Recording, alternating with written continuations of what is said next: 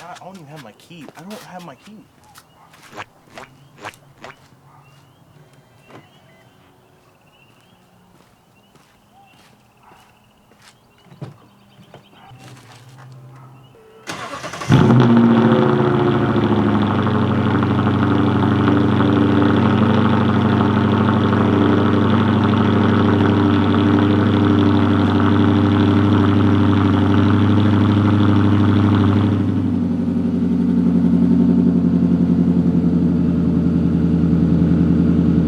Starts up every time, more or less.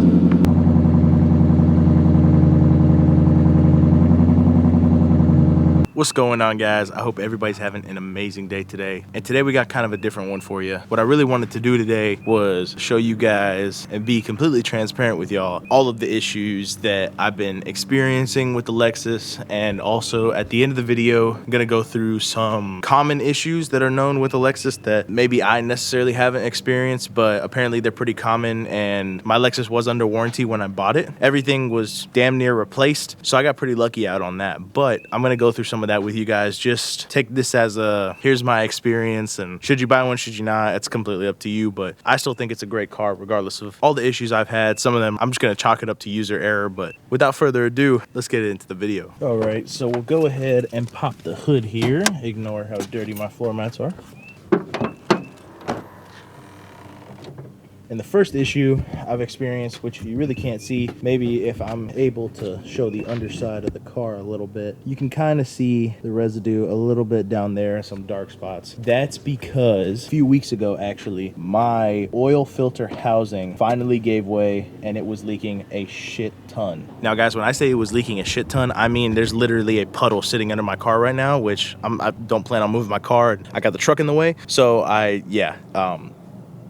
just trust me, it's a lot. Now, what that was the oil filter housing. So what that is basically, if you don't know, Lexus's, well, at least this one, doesn't have a regular oil filter where you just screw it on, screw it off, all that kind of stuff. It has a little cup, it's called the oil filter cap, that you drop almost like a little round paper filter in that you would see in like a shop vac. You drop that in, and then you screw the cup into what is called the housing. It's a big metal piece that bolts up to the block, and that started leaking really bad, which I'm not too mad about because I've known about the leak ever since I bought the car, and that was a little over 2 years ago. So back then I really didn't mind it because it was leaking so slowly that it didn't really make a big difference to me. So I just decided to roll with it. Then I took it a little too far and it started leaking very, very bad, to the point where I was leaking so much oil that I did not want to drive it, and I was advised not to drive it, so I didn't, and that's why you haven't seen it on the channel that much. Now, the fix wasn't too bad. I didn't do it myself because I'm definitely not that experienced. I had a buddy of mine do it. He said it wasn't too bad. He did it in like a couple of hours or so. Without labor and everything, the part costed me about $150 with 2 O-rings that a service advisor suggested I get. Now, the second issue I've had, and one that's a little bit more visible, is you can see there's some oil residue there. That's from my valve cover gaskets. My valve cover gasket does have a small leak. I'm gonna go next month. Shout out Kevin. He's gonna come up here and we're gonna replace this thing here in the garage. Hopefully there'll be a video on that. I don't know exactly how it's gonna go, so I don't want to promise anything. Thankfully, Kevin's a technician at Toyota, but I ended up looking online and it's only about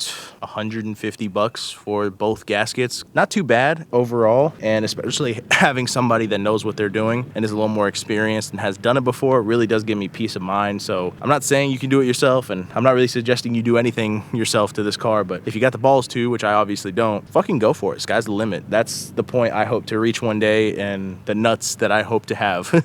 Moving on to number 3, I don't exactly know what this issue is, but I know what it has to do with. It's the transmission. I haven't heard too many issues about the transmission, especially as the years go on. This is a first year model of this vehicle, and it's the world's first 8-speed transmission. I don't expect it to not have issues. That's just my fault for buying an 07. Never buy a first model year if you can help it. The reason I say the Trans is having issues is because it is slipping from time to time, particularly in low gears. I never really beat on this car that hard. My my buddies tell me that I drive like a grandma, so they can all attest to it. You guys know me, I'm always gonna chalk it up to user error. Now, that is gonna be, as you can expect, a way more expensive fix than anything I mentioned so far. I talked to the dealership and they gave me a quote for about $7,000 and some change on the transmission and about another $2,000 to $3,000 in labor just to be able to replace it. So all in all, you're looking at about like $10,000 for a new transmission, which is the equivalent of these cars in poorer shape on Marketplace. To each their own. I'm probably not going to do dealership. It might bite me in the ass, who knows. I did get another quote from a private shop saying it's about half of that if I can get the transmission at a good price, which $3 to $4 grand depending on the mileage. On a good transmission, they may only charge me like $2 grand for labor. So I don't know, that was a couple months ago, maybe like half a year ago. So I don't want to say anything and it not be true anymore because labor rates have gone up. That's why I haven't really mentioned labor, just because labor is different for every shop you go to, every state you go to, every city you go to, all that kind of shit. It's kind of inconsistent. That's why I didn't want to mention that. All right, coming in at number 4, guys, this is the first real issue that I've had with this car outside of the oil leak that I knew about. The only time the car has left me stranded was when the alternator broke. It failed at about 95,000 miles, something like that. I was able to get that replaced. It was about $200 something, and in retrospect, I did cheap out on the part because now I'm starting to have issues with this one where if I don't have my AC on or any accessory lights or my headlights or something, the RPMs are gonna just damn near flatline, but it's only in drive and at idle. Basically, at that point, relies on just revs to keep it alive. What I should have done in the first place was pay an extra $200, about $400 for a Lexus OEM alternator. Whenever it does give out, then I'll go to a Lexus one, but I'm not really too concerned. It did leave me stranded though at my buddy's apartment, but shout out to some good friends that were able to help me fix it and help me get it home. Gustavo literally drove all the way out here from the other side of the fucking state, basically. Now, the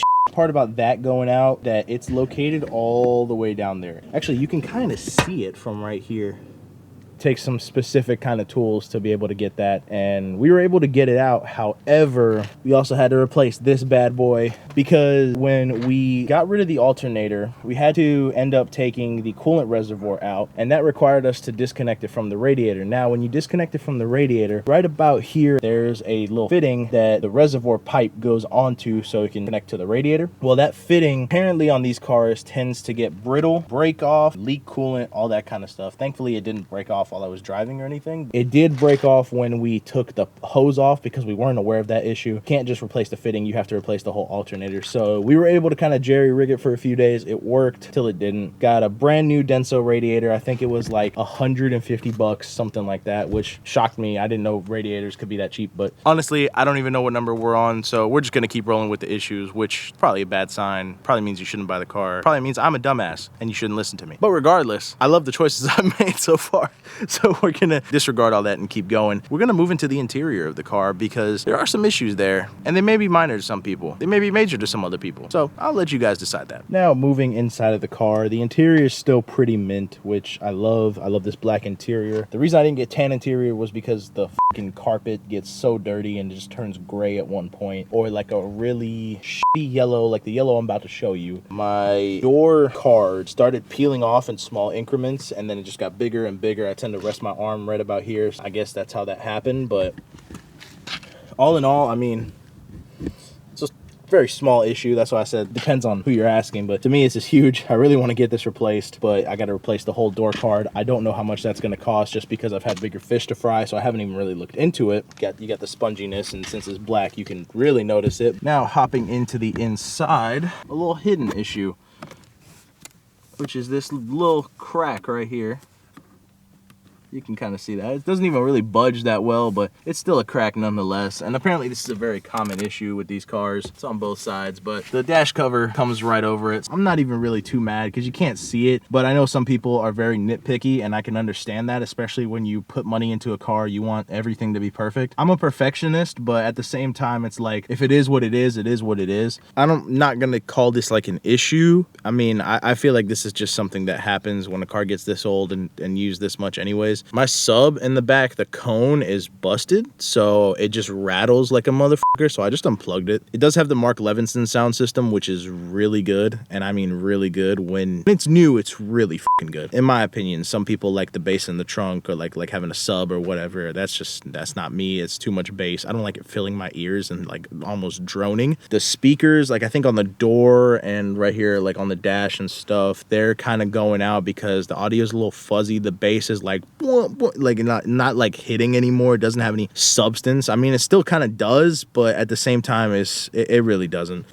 Who am I kidding? I'm just fooling myself at this point. I plan on getting those replaced. Nothing too heavy, just OEM stuff. I want to do the full Mark Levinson sound system again. Now, guys, we're gonna go on to the honorable mentions, and as you can see, I'm still sitting on the interior because this thing had one very big issue that they did have a recall on, so it was completely free to replace. However, some people did not get theirs replaced and the recall expired in like late 2021. Thankfully, previous owner did. It's none other than the infamous sticky dash. So that's why I have this cover on. Not really for that reason, because like you can see my dash is fine. It's not sticky whatsoever. Everything was replaced under the recall. Honestly, the reason I have the dash cover is just because, do you see how shiny that black is? Like I don't like it. It gives off a weird light in the sun, so that's why I just keep the dash cover on, because it kind of mutes the sunlight a little bit. I do plan on getting a more luxurious and different dash cover. I just haven't moved on to the interior piece. I want to get some of the exterior stuff done. That was a huge issue that did plague the 2007 to 2009 model years, if I'm not mistaken. Just make sure when you check it out, feel the dash and everything. You'll be able to feel it, see it, and if they didn't get it replaced, the owner's just an idiot. It's free, dude. Like, it's a $12-ish thousand job, the previous owner was telling me, and they did it for free because it's a fucking recall. So pay attention to your recalls. Get your shit done so you don't have to pay for it later, and then kids like me can buy the car in a good condition when you decide to sell it and completely fuck it up and turn it into a bad condition. Now, the next part we're going to talk about while we stare at my reps is the control arm, specifically the front control arms. If you know anything about this car, it has about 159 control arms. That's an exaggeration. I'm just kidding, but not really. The control arms from factory on these things were pretty shitty, and they did tend to bend. I can't confirm this. It was a recall. If it is, it's no longer. A lot of them should have been replaced. You really can't get aftermarket control arms for this unless you go like T-Demand or Nagisa Auto, and they're like 10 grand for a full front rear suspension setup. I wouldn't suggest that unless you're trying to throw some serious money into this car. Now, another issue that I can't show you is the water pump. I've heard that those go out on some cars. I haven't heard too many, but I did hear a couple, so that's enough for me to add it to this list. The water pump does tend to go out around like 70,000-80,000 miles. Thankfully, that was replaced under warranty. I don't know what mileage it ran out. All I know is it was replaced. I haven't had any other issues with that, so that's about all I have to say for the water pump issue. I think that about sums it up, guys. I'm gonna throw you one curveball right here. I'm gonna post this picture. This is exactly what was under my car when I realized that I had a huge oil leak issue. I know it looks like a blown head gasket. It's not, because there's no oil mixing in the motor. I've checked multiple times. I've driven this thing. There's no overheating, no nothing. So all signs point to no blown head gasket. Based off of that, I got really scared because I did think it was a blown head gasket, and that is a huge job that I would probably sell this car for. I'm not gonna lie to you. All in all, I'm gonna let you guys guess what this is, because my friends and I, we got under the car, we got on top of the car, we got on the side of the car, everything. Ran it, drove it, everything, and we weren't able to figure out what exactly was going on with this issue. Apparently, these cars have coolant burning, leaking issues, like leak from the coolant galleys, apparently, which I've only heard that on like 1 or 2 cars, and like a couple that buddy Kevin told me that came in for that kind of service. That's really every single issue that I have encountered in my 2 years of ownership. I've taken this car from 87,000 miles to a little over 100, I think I'm around 125 right now. All in all, I've loved this car. Every time I hop in it, every time I hear that engine roar, I freaking fall in love all over again. And I can't say that about any other car that I've experienced except for Rayhan's Q50. Shout out Rayhan's Q50. Can't say I can justify my purchase, but I also can't say I regret it either. So the choice is yours. You now know every single thing I've had an issue with. I don't think I've left anything off. I've made a whole list for this. I appreciate you guys for watching. I hope all of you get a Lexus LS460L because it's the best car on the fucking planet. I don't care what anybody says outside of the Honda Fit. Okay, Honda Fit owners, don't come from me. I love you. I love that car. But this is a close second because you can definitely compare those. I appreciate you. And I really want to say thank you for 500 subscribers. 500 subscribers is crazy. I would have never thought even like 50 people would have subscribed to me. Like I said before, I never even planned to like go anywhere with this. Like it would have been great if I do get there, but that's not the end goal. The end goal is for me to keep a digital diary almost and show my progression and just talk, because I wear my friends out when I talk, and hopefully this will like help that. Giveaway coming soon. I'm just trying to figure out some of the schematics. All in all, I think you guys are going to be super happy with this, and the Lexus build is not done, and there may be another build coming to the channel. I'll keep you guys posted. Thank you guys so much again for watching, and I hope y'all have an amazing, amazing week. Peace.